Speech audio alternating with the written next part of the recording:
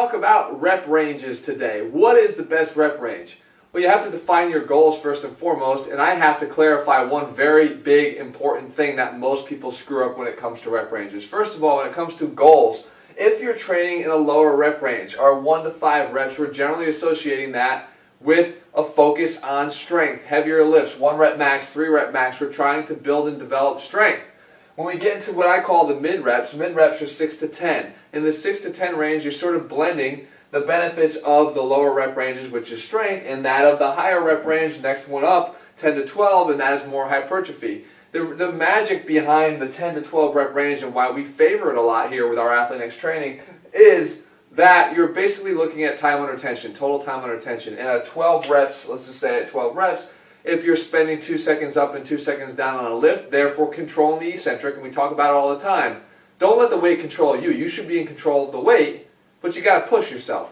If we have a 2 second up, 2 second down, then we're going to look at about 4 seconds a rep, 48 seconds. That's a 48-second time under tension, which puts us at a longer period of time than we will be down here in this lower rep range. So for hypertrophy, we're getting good stimulus to do that. Mid-rep range just gets a little bit of the benefit of both.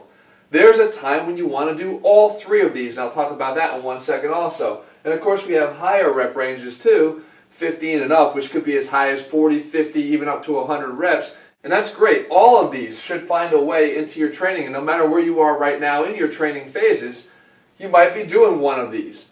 However, I'll tell you this, the big mistake that people make, and what I wanted to make sure I emphasize in this video is, if you're going to train in one of these rep ranges, train in that rep range. What do I mean? I mean actually do the rep range that's intended. If you're training in the 6 to 10 rep range and you do 8 reps, if you do 8 reps but you could have done 12, you didn't train in this range. Just because you did 8 reps doesn't mean that you actually did 8 reps.